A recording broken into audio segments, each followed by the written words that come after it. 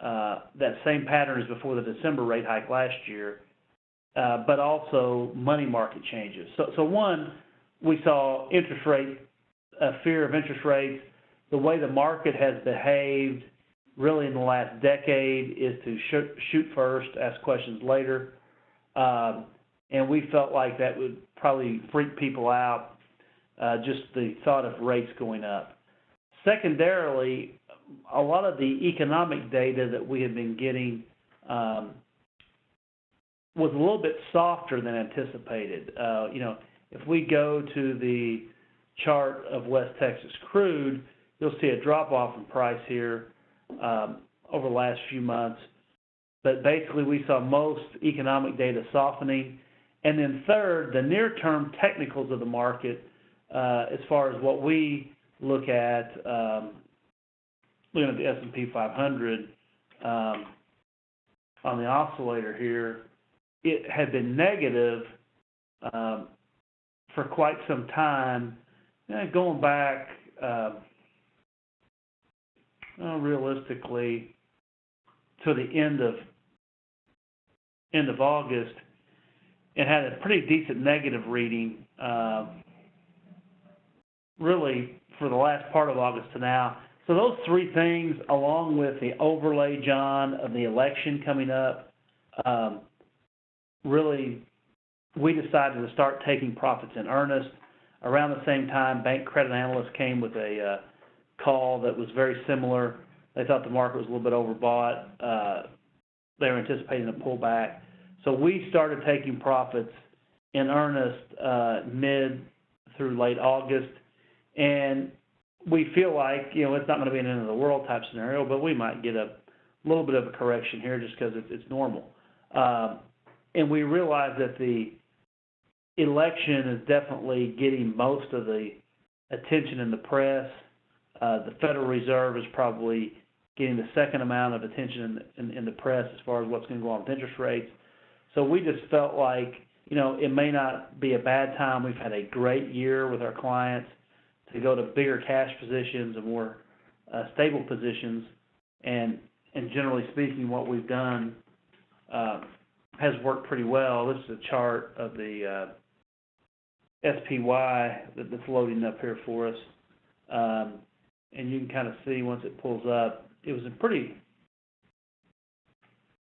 strong overbought position. Let me see.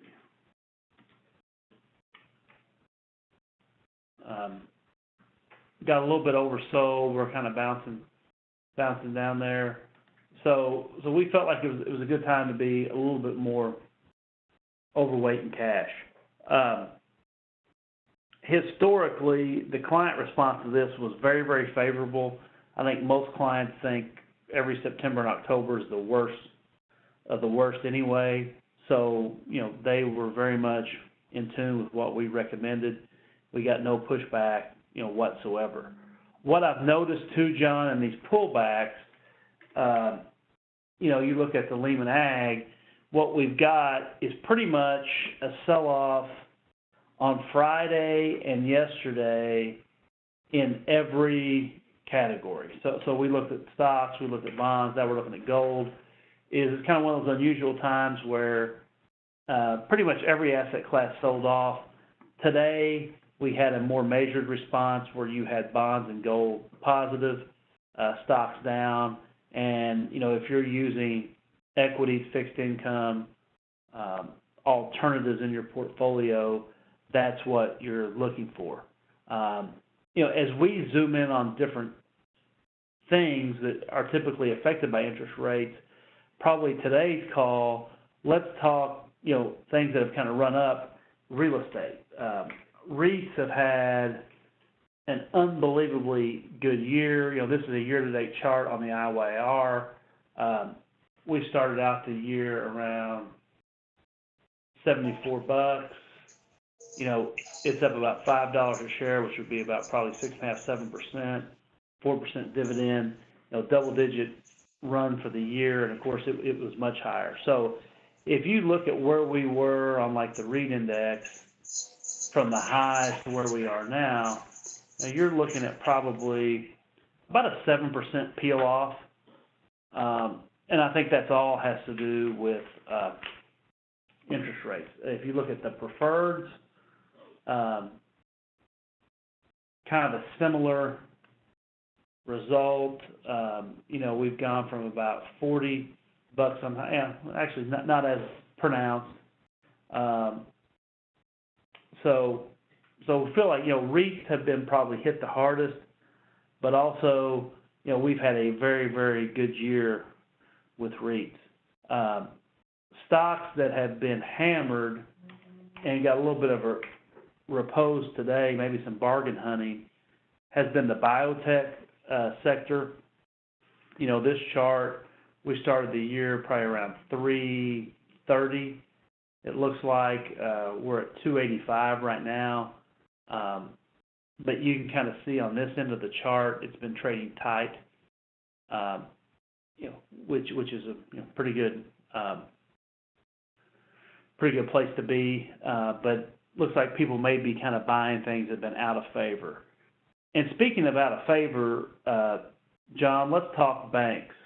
One of the most popular investments that people have been using IRG is Wells Fargo.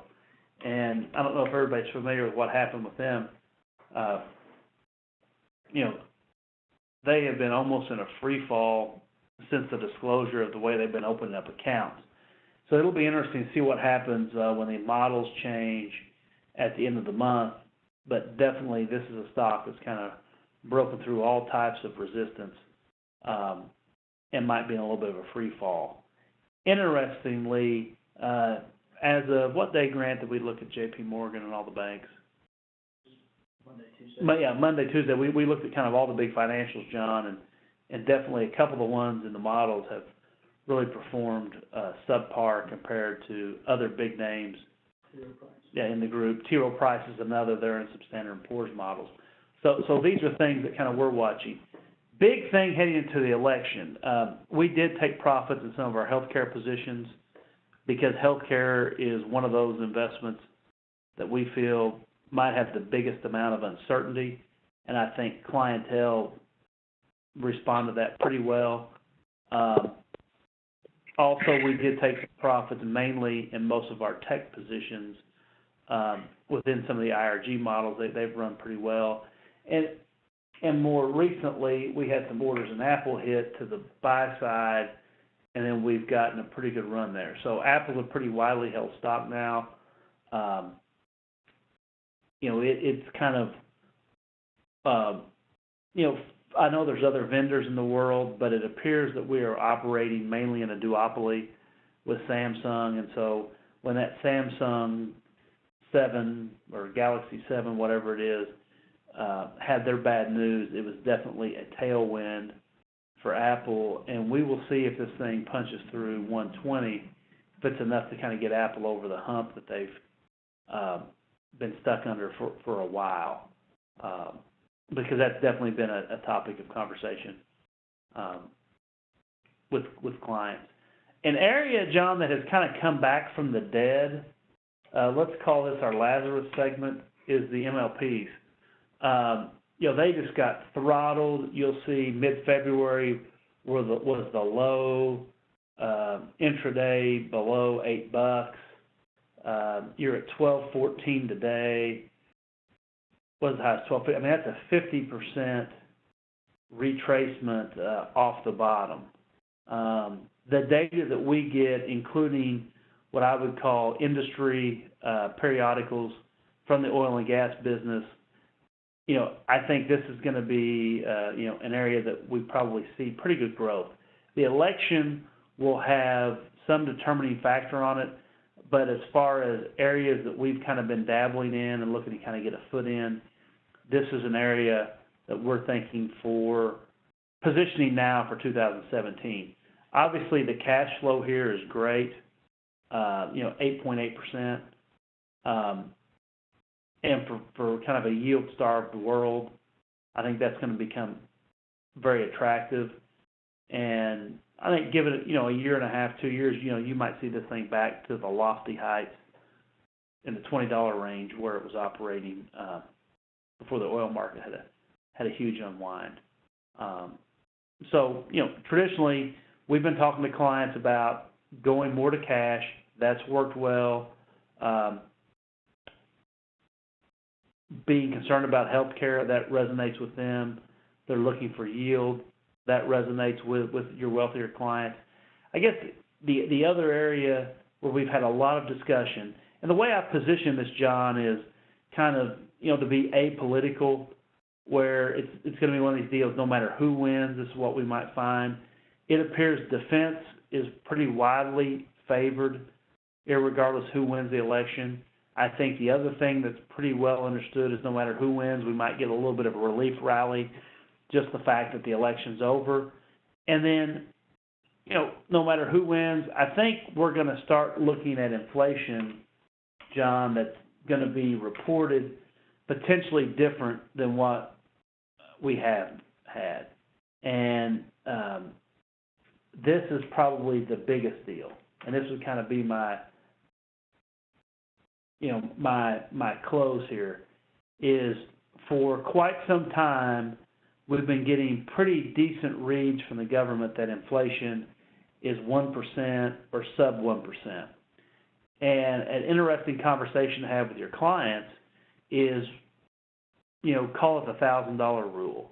Ask them if they've had to send a kid to college, if they've had to buy a car, if they've had to work on their house, if they've had to go into the hospital or go to the emergency room, if they've taken a big vacation, anything that's a pretty big ticket expense.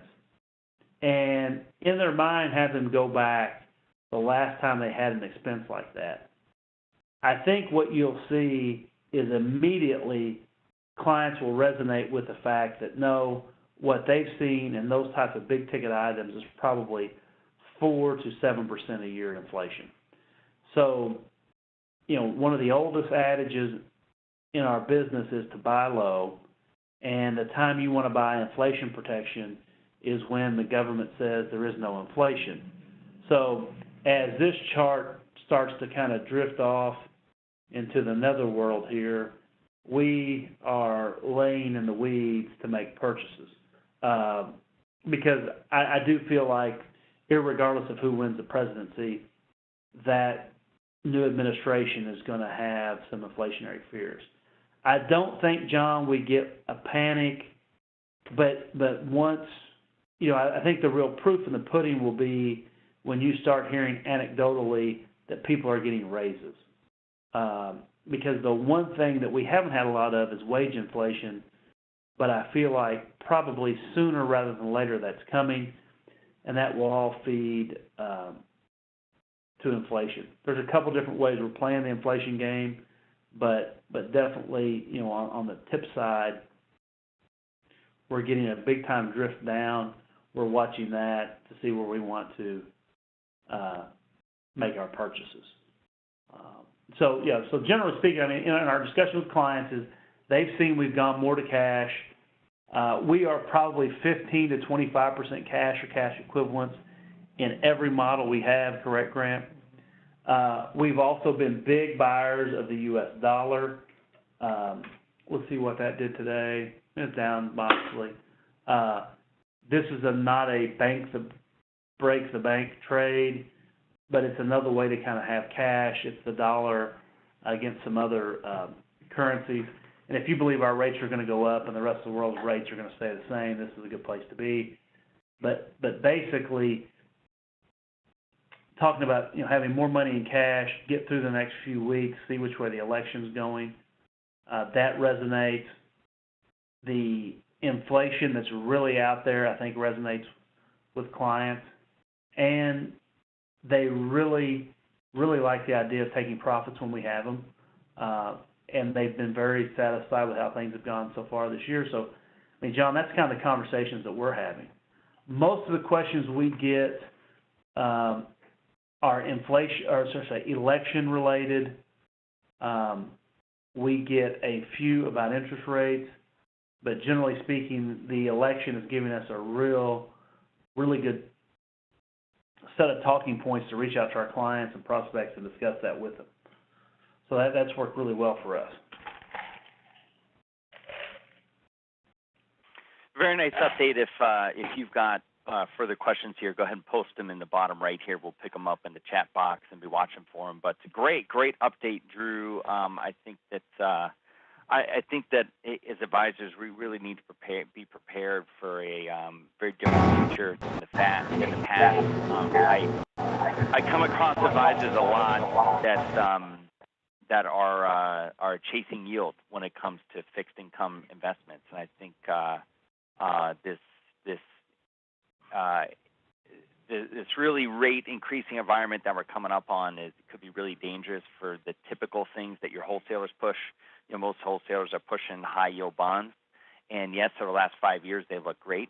But if you look at the periods where we're in a rising rate environment, just look at the losses. Look at the worst years, because that's the kind of danger we really open up clients to. You know, I still love the Dalbar study. Comes out about the same every year. The most recent one that came out, the average bond investor has made around 5.75%. I'm sorry, the bonds themselves, the market, that's the aggregate of all the bond market together, that has averaged 5.75% each year over the last 20 years.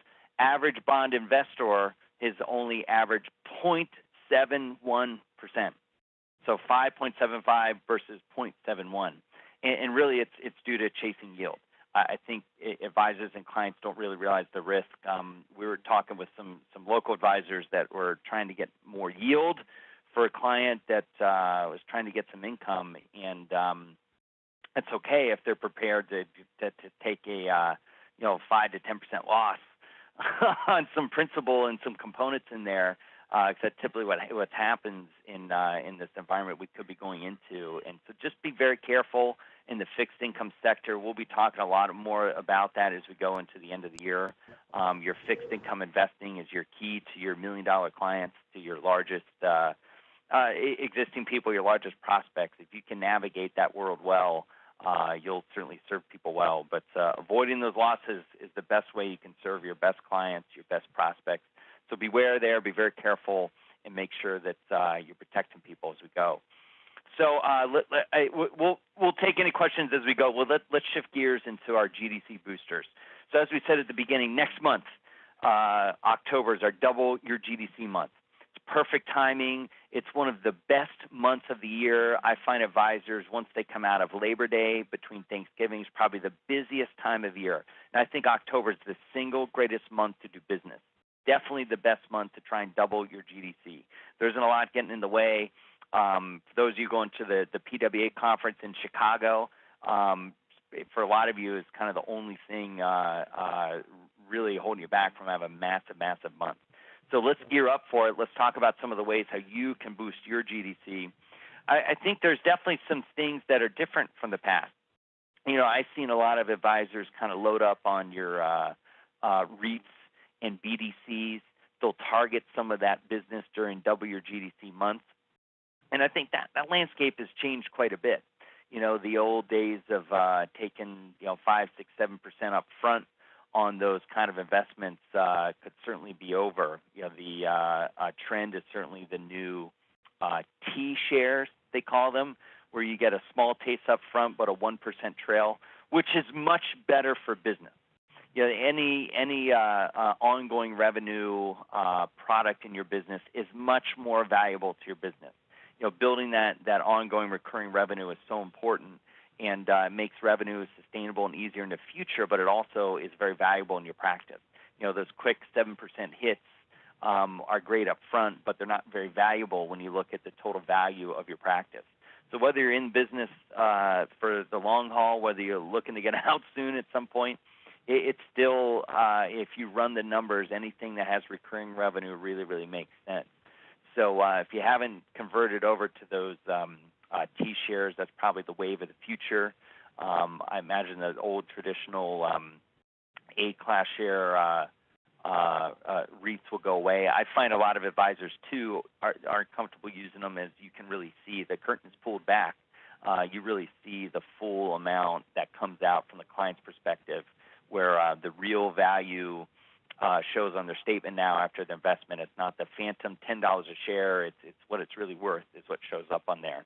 So be careful with those. I think the other one that's a traditional quick hit for some contenders for WGDC month winners is annuities and taking big upfront comp. And I think it was last year or the year before at D2 Live down at High Point. I remember sitting up on campus with a great advisor, and she was talking about annuity compensation. And if you really crunch the numbers, taking more of the ongoing comp puts so much more dollars in your pocket, and really from a being in business for a long time, these annuities, if you're using the riders, they're probably not going to be able to move them down the road. A lot of advisors have been around, 15, 20 plus years. They kind of live the days of every 3 or 4 or 5 years, the next new thing would come about. Maybe it's 7 years, the next new annuity would come about. You just kept flipping it over into the new one. But with these riders, it's pretty tough or almost impossible to move these products. So make sure that that the client pays the same. Make sure that you're taking compensation that fairly compensates you. And I think the math pretty quickly, if you add up just over 10 years, what the revenue difference is, pretty big difference.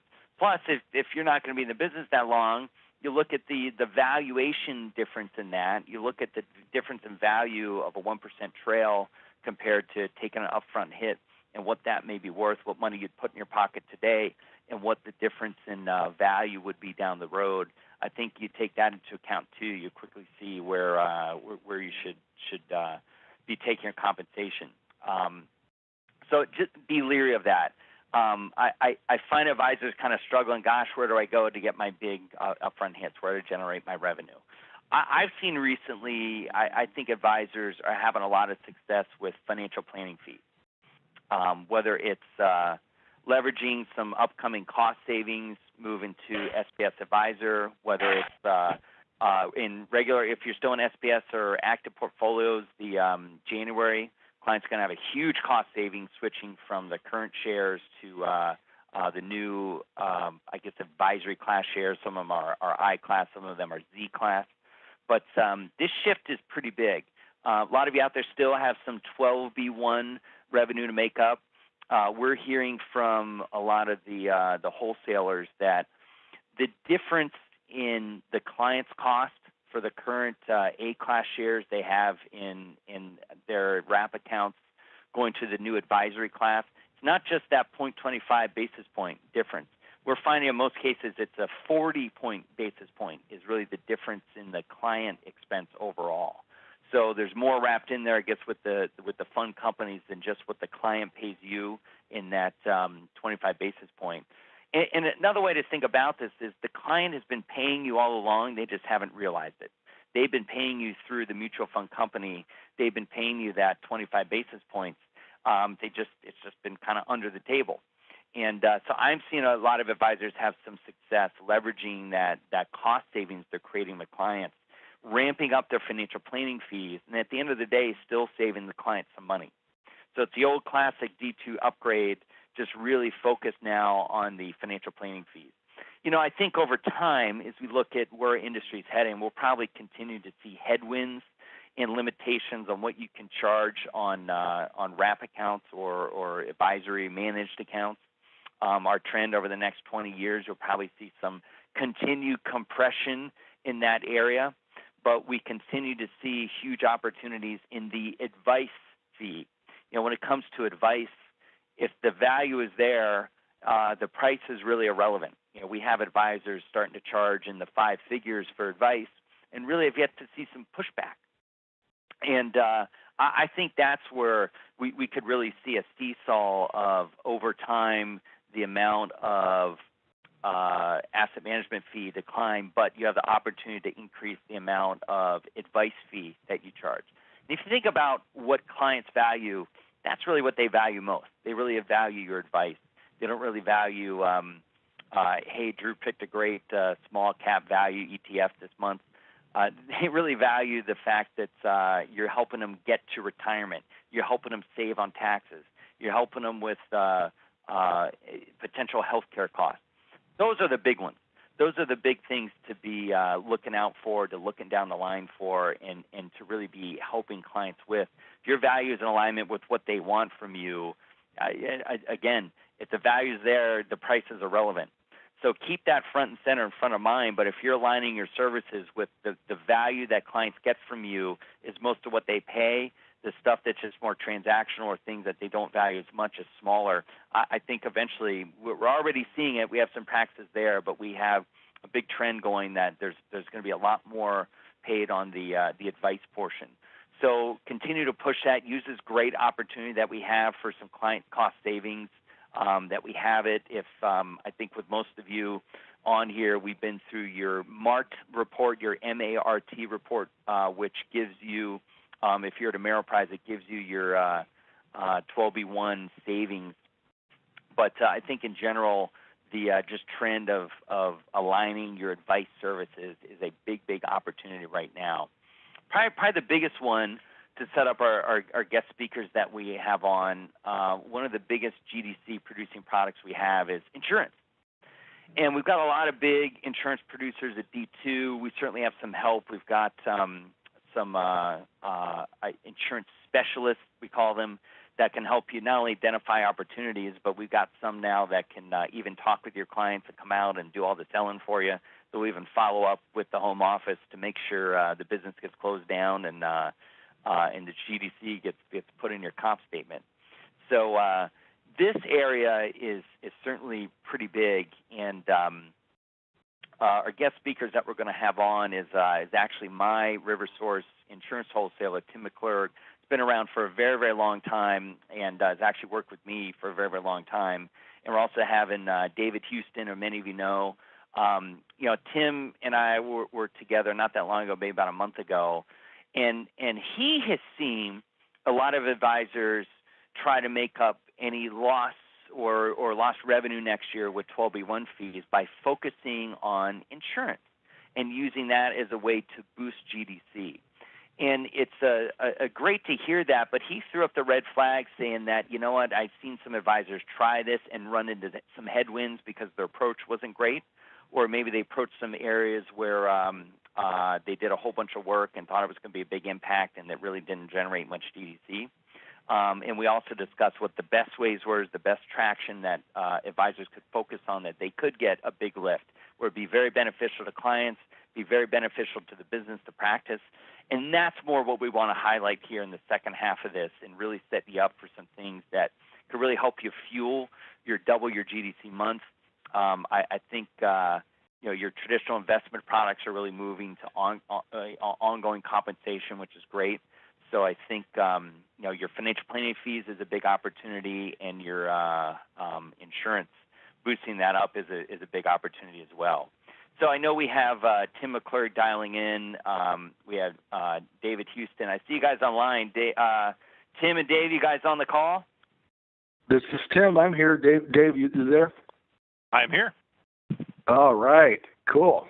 Hey, John, thanks for the introduction and asking us to be on. It's a pleasure to speak with everybody. I have to say I was watching John on my WebEx here, and my internet connection unfortunately isn't too good where I am right now. So I was being entertained with the various face freezes I was getting from John. So very entertaining, John. Thank you. Cool. I should have tried to record that somehow so I could replay that. It's like Max Headroom. Yeah, exactly. So so with John and I were talking, and John did a great job last year. He was my top producer last year. He did 190,000 insurance GDC on his, as he talks about, 10 days out of the year is in his practice. But where did that come from? How did that happen? So I want to share with you what we're seeing. Basically, your biggest bang for your buck, or if you're talking about, I guess it goes with GDC boosters as you're talking about here, and whoever your respective insurance teams are can help you with this. And it really comes down to, with the time we have, and it's what you do anyway, you want to focus on your best clients. There's an easy way to do that. We simply start at the top of your book of business value detail, which I'm sure you're all very familiar with. And where we can help you is because this is one of a million things that you're doing on a daily basis. It's the only thing we do day in and day out all day and what we're focused on.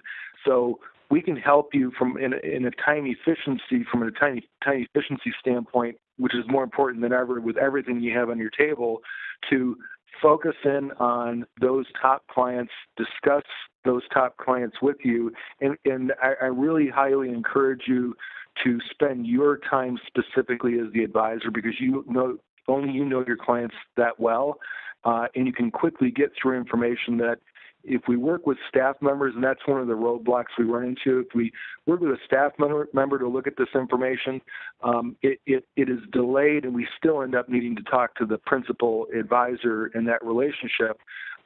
It's a very valuable use of time to talk about those cases, identify what the opportunities are, and I'll tell you what are the top few opportunities you'll find. Number one, you'll find clients who have money that they're not likely to spend during their lifetime, and it falls into two categories. One is qualified. They have more qualified money, and of course we can utilize their RMDs, or if they're not at RMD age yet, to put into what we call a 9-circle strategy.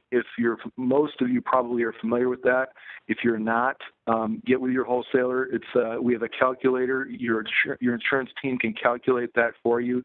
It's a tremendous way to present to the client what that opportunity is to pass on money more efficiently.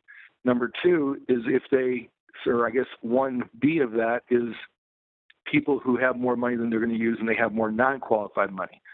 The multi-index universal life product is it's structured very well for capital transfers. And when I say a capital transfer, for those of you who have been around for many years, you may remember that term in terms of a lump sum into a permanent life insurance policy. It works very well in that circumstance. And John could even talk a little bit about his, because that's where at least a couple of his very large cases last year came from. It's ironically at the same time simple, really actually a simple strategy to communicate to the client, but also very effective for the client, and a lot of leverage from a business standpoint too. So it's certainly a GDC booster. Those are a few of the key things we run into. So I would say that's 1A and 1B. 1 being people who aren't using their money. If we go into number 2, that is people who are not retired yet, but have high incomes or income or assets coming in. So think about business owners, executives, very successful doctors, high income, and especially if they're saving money in non-qualified accounts because they're maxing everything else out. Those are people who are getting hammered by taxes. They're looking for opportunities, and having a tax-efficient retirement income conversation makes a lot of sense, and it resonates with them, and they're leaning. What we find with those clients, they're leaning into it. They like it. They want to learn more about how they can do it, and those are conversations that are even easier now because we have a tool called Tax Efficient Retirement Income Guide, which you can find on Tools and List of All Tools, Tax Efficient Retirement Income Guide. If you're not familiar with it, please get with your wholesaling team and they can take you through it to help you understand that. And it's an interactive tool to input their information. And the third thing really would be long-term care options. So not just, many of you have been successful for many years selling traditional long-term care. As we all know, things are changing here and really have changed to looking at hybrid solutions a lot more in the industry, and clients are really asking for this because of the changes in premiums of long-term care and some of the issues in the industry. There are ways that we can present that solution as well. Each of your insurance teams can help you learn about what's the best way, most effective way to present that. And my experience has been, there's been very positive, once again, a lean in from the client, like, wow, I didn't know that those things were available. And it just depends on the funding. But this all comes from starting with your book of business review. I would suggest with your insurance team, or if you have an insurance coach, to go through that, identify where the opportunities are, and then where do you get help, because there's only so much time. I know that I do a tremendous amount of client meetings, because once again, it's what we do all the time. It isn't that you all don't know it and aren't educated in these areas, but maybe it's not recent experience you've had. And so we do have the recent experience. We know the current tools to use. And what I find is, and you can talk to people I've worked with here. So, for example, Beth Deal, Chris Murphy, John Randall, I've had client meetings with all of them. And my sense is that the client gets more value and is more appreciated, senses a higher value because you're thinking about them and bringing in an expert. And that's where I want to step to now. A part that I think is very underutilized is the tremendous resource you have in our Director of Advanced Strategies, and that's David Houston, who works with me in several other territories. There's also Paul Samuels in the nation. There is Steve Nino and David Baldwin. Each of you have a respective Director of Advanced Strategies. They're non-practicing attorneys, and they can help with your best clients talking about these more advanced strategies, and they literally are working on some of the wealthiest individuals in the nation. I know that there's a client case they're working on right now. I think it's Paul's working on one for somebody who's worth $6 billion. So they really do see the gamut of the most advanced strategies. And I asked David to come on here and share a little bit about what he does with advisors, how he interacts with the advisor, client, other professionals, and then also talk about a tax law change that's happening next year that will affect discounted gifts going into the new year. And David's been a tremendous help, so thanks for all your help. You've been a tremendous partner, David. Well, thanks, Tim. So I am, as Tim said, I'm the Director of Advanced Strategies for many of you. I cover the Northeast Territory, so if you're from South Carolina up to Maine, chances are you work with me, unless you work with Steve Nino, who covers New York City and Philadelphia. But in my role, working with you and your clients, I think you'll find that times to take advantage of the Advanced Strategies team here, the non-practicing tax attorneys, are any clients that have estate tax issues, and that may be on the federal level, in which case they're either an individual worth about $5.5 million or a married couple worth $11 million. Or for many of the states in the Northeast, there's a state-level estate tax, so clients, even clients worth just $1 million or $2 million, may have some estate tax planning needs. I also work with a lot of clients on some of the issues Tim talked about, looking at how we can streamline income taxes, especially looking at how we leave assets to the next generation. Where clients have extra assets, making sure that the assets that are left to the kids or the grandkids are the ones that have the best tax treatment. And so we do a lot of work there. And we look at reviewing estate documents and doing business planning. So those are some of the things that I can work with you on. Tim asked me specifically today to talk about some recent changes in the law regarding some estate planning techniques. And the IRS recently released proposed regulations for Internal Revenue Code Section 2704. And for those of you who don't just have your Internal Revenue Code memorized off the top of your head like you should, 2704 has to do with discounting. So to put it in perspective, when I work with clients on estate planning issues, in particular on estate taxes, there's really 5 planning areas that I look at. One is I make sure that they're doing everything they can to use their exemption, and so that typically involves looking at their wills and trusts. The second is I make sure that they are prepared for any liquidity needs they're going to have. So in other words, if we know there's still going to be a tax bill even after we've done all the planning, providing the funding to take care of the tax bill.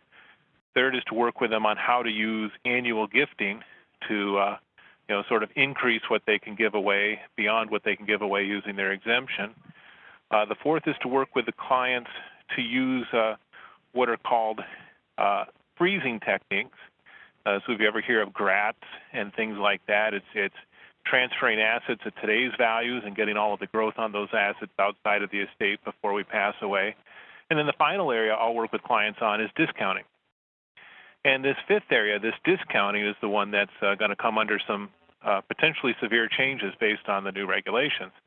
Discounting, what I typically do with clients, what we would do with clients, is get them to position their assets in such a way that as they change title on those assets, the value for tax purposes is significantly less than the real world value. And the most common example of that would be to take a business entity, such as an S corporation, and pass to your children just a small interest in that, maybe 10%. And anytime you pass just 10% of a business entity, even though it represents 10% of the net total value of that entity, because it's a minority interest, we typically say that a buyer is not going to pay full value for that because they're not going to be able to control what the entity is going to do. So even though we've passed 10% worth of the company, it will usually be valued at 6 or 7% worth of the total value of the company. So we are reducing the value for estate tax purposes, and that's what discounting is all about. In the world of family estate planning, you will hear phrases like family limited partnerships or family LLCs, and that's where a family takes non-business assets and creates a business entity to hold on to those assets so we can take advantage of minority interest and discounting as we pass the assets down to the next generation. And this has been a real tried and true strategy for families for a long time now, but the IRS and Congress have both looked at how often it's used and sort of come to the conclusion that wealthy families are, by and large, taking too much of an advantage of it. And so the proposed regs basically say that anytime a business entity, whether it be a family limited partnership or a legitimate S corporation or something like that, anytime we're going to transfer interest in a business entity from this day forward, if the transfer is between related people, so mother and daughter, father and son, grandparents and grandchildren, brothers and sisters, if all of the people involved in that transaction are in the same family, we're going to ignore any discounts that we might otherwise give it. So discounting, which has been a major tool up till 2016, may go away for most practical purposes. Now, the regulations are not final yet. They're only proposed, but it's looking like they may be finalized sometime next year. So in real practical terms, what does that mean for you and your client? It means several things. It means, one, for those clients who have already been thinking about discounting, maybe they already have a family limited partnership or some other business entity, if they've been thinking about taking advantage of discounting and making gifts with discounting, they should do it now. They can still do it today, but we don't know for how long. By this time next year, my guess is they probably won't be able to take discounts anymore. So if they're thinking about doing it, do it now. Also, if they're thinking about forming family limited partnerships or family LLCs, then they should finish that quickly or maybe abandon it. Because they're not going to get much bang out of it unless they can get it done, probably get the entity formed by the end of 2016, and make all the gifts before the first half of 2017. If they don't think they can complete the process in that time, they may not get enough discounting to make it worth the expenses of putting that into place. But from your perspective, the big thing here, the big opportunity here is this. If clients can't use discounting anymore, it means they're going to have to cover more of the estate tax bill with a funding source than they were before. And that's what we use life insurance for. So if you have clients who thought they were going to be able to use discounting as part of their estate plan and now they see these new regs, now's the time to talk about making sure that we have enough life insurance to fund their estate tax liquidity needs. And maybe before they thought they needed $2 million and now maybe they need $3 million. So it's a good time to review estate plans, see how much part of the plan discounting was, and make the adjustments with life insurance and other tax strategies to make up for that.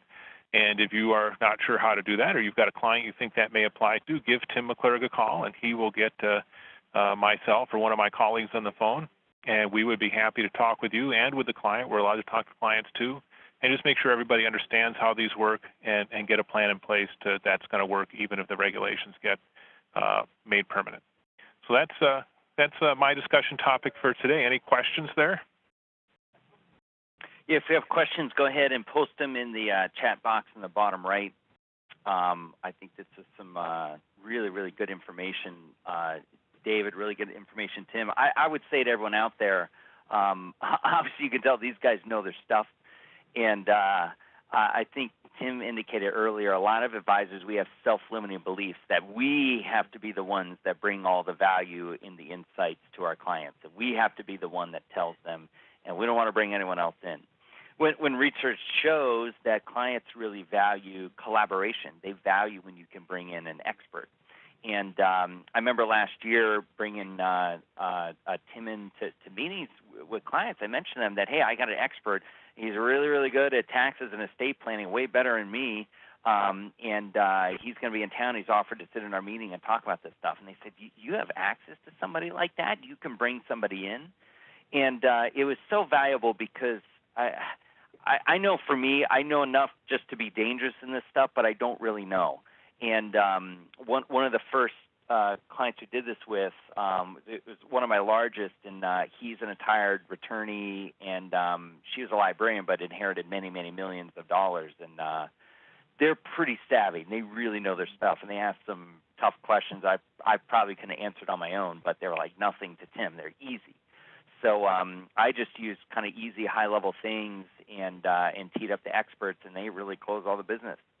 So get involved. Get your local wholesaler involved. You know, a lot of you on here already work with Tim, but a lot of you are in David's region. I mean, that's a lot of our advisors all through the East Coast here. I know we got some in the Midwest on today, but a lot of you are aligned to these great people, and they are a wonderful resource for you. So use it. I mean, the concepts are not hard. I caught, you know, an insight from one of my clients I know that led me to think about this. One of my clients said, gosh, every year I got to pay taxes on this big bucket of money they have. And they had a big bucket of money. They pay taxes every year, and they said, gosh, is there something we can do about that? Is there a way we can eliminate those taxes that I pay every year and this couple $1 million that we're never going to spend? And that really just triggered, oh my gosh, there is some things we can do, and that's where I need some help. So listen, and then I became better at looking for the opportunities. I look for those clients that have assets that aren't going to touch it. You know, the people that are lucky enough to have a pension, and their Social Security pouring in, and they've got 100,000 or 500,000, $1 million saved that they don't really use, that they're not going to touch in their financial plan. It shows they're never going to touch it, or they barely touch it. You know, those are great clients to take a little piece of that. And the way I positioned it was, you got money in this pocket here that's got a hole in it, and the hole is you're paying taxes every year, and we can move it to another pocket where you don't have to pay any tax. It doesn't have that hole, and that hole won't be open, and you won't be paying taxes every year on that money. And that was really the thing that got them. And that was really the open the door that, hey, why don't we have a conversation with an expert about this who knows a little bit more, and that's really how I positioned Tim, you know, my wholesaler, was he's really an expert in taxes and estate planning, which they are. I mean, as Tim said, your wholesalers have had these conversations many times. They've done it more often and more recent than you have. So rely on them, use them. They really made it easy for me to write all the insurance business we did last year. It was pretty easy. We did it with a small number of clients, and it really was the same strategy with about 4 or maybe 5 couples. I think we did that on, and I mean, the bigger the assets, the bigger the pop. You know, the bigger the amount that they can tuck away and do something special with. I think the other one that Tim was right on, that's long-term care is the big one. You know, when you look at the national studies of Americans' concerns, number one is retirement. A close second is taxes, and a very, very close third, that's almost second, is health care costs. And a lot of people want to know, how am I going to pay for health care in my retirement? It's a huge concern for people. And anyone that's ever had a parent or family member go through long-term care facility, or someone coming to the house, you know, they're the ones that are really, really to prepare and protect themselves. And so I hear from advisors, gosh, I looked into long-term care insurance like I did, you know, many years ago. So expensive, the client didn't want it, so we punted and we did nothing else. Where there are other solutions, and there's a lot. I mean, there's probably 3 great potential solutions to look into. That's another one to get your wholesaler involved in. We found a couple cases where we hit kind of 3 birds at one stone, where we tucked some money away and protected it from taxes. We created a bigger legacy for their kids and grandkids, which is something they wanted to do, and we protected them against long-term health costs through that, we call it the advanced source rider, where you can access some of the death benefit while you're living. We had, I think, a couple of those that were 3 birds at one stone, and client is ecstatic to hit 3 birds at one stone and do something special like that. And I tell you, the GDC hits are pretty big. I think, Tim, those months we probably would have won the quadruple year GDC month with some of these policies. But these are great strategies. And I think Tim is right on. He's really narrowed down. These are the biggest bang for your buck. You could probably, with a small number of clients, really get a really big pop and really help them, which is the important thing. Tim, what are some of the traps or things to avoid? I remember when we talked, you said, I see some advisors doing this, but they do a lot of work and turn out to be not much GDC. What are some areas advisors should avoid right now?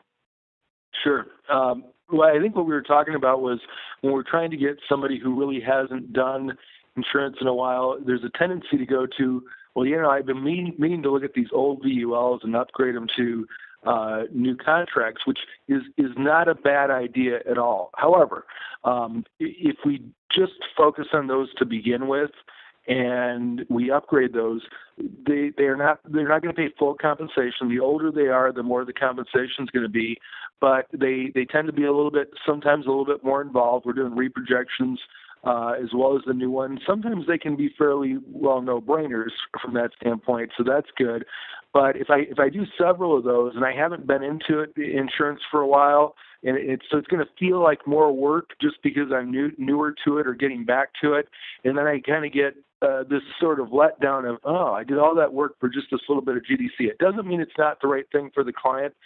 And actually, there's a way that you can structure your compensation on replacement that is going to pay you over time, which does not have a haircut, the ongoing amount. So talk to your insurance wholesaler about that when you are doing an internal replacement. It is important to look carefully at which compensation option you take.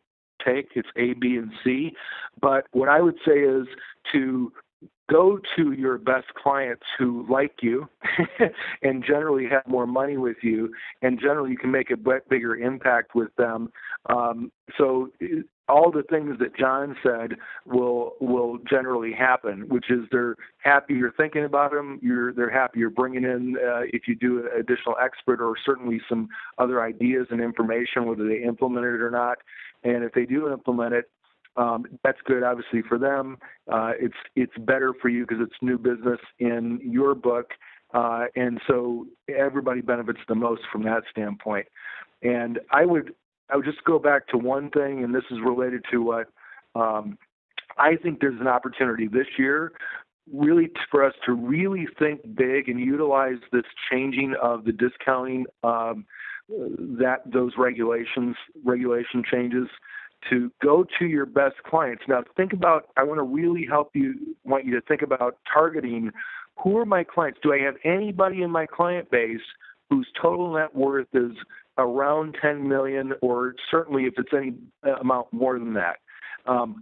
Bring this up to them first and foremost and say, I want you to be aware of some significant changes that likely are going to happen related to estate planning and tools that you're going to have taken away. Okay, these tools are going to be reduced in value going forward and potentially going away within a year. I'd like to be able to have a chat with you sooner rather than later. So if there is something that you'd like to do with it, that you still have the opportunity to do this.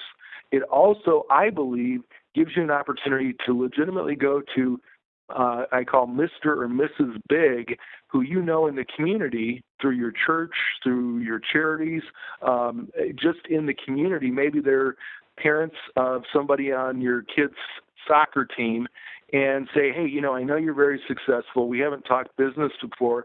I just wanted to mention to you, because I'm talking with all of my wealthiest clients about the significant changes to some of the estate planning tools, and unfortunately, the reduction in benefits that the government has a regulation in now that they're going to be voting on. I'm talking about taking advantage of this, or at least talking about it and seeing if it's an opportunity we should take advantage of now before those change next year. I'm sure, and this is the way to present it. I'm sure your experts are talking to you about it as well and giving you ideas on how to take advantage of the current law, which is more beneficial before it changes. In fact, I'm looking for ideas. So is there anything that your advisors have mentioned to you that really have stood out to you and that you'd be willing to share with me? Because I'm always looking for other ideas. Now, of course, the reaction most likely is going to be, I don't know what you're talking about, which gives you an in to say, why don't we sit down and have lunch, and I'll bring in an expert, part of my team, one of our tax attorneys, to talk to you about what's happening and what the opportunities may be for you specifically. So I really encourage you, with everything going on, I know it's difficult, but try to think about creatively, entrepreneurially, who are these big prospects and certainly the people in your own client base. That's a huge, huge opportunity. I think that's really good positioning that you bring up, just how to bring this up with not only existing clients, but I like what you're thinking with prospects as well. I mean, this could be a really, really huge one. So, yeah, massive, massive potential there. I think this is a great just glimpse of our resources and the expertise they have and how you can benefit with your clients. And, hey, if I can do a bunch of insurance GDC, you guys can do it too.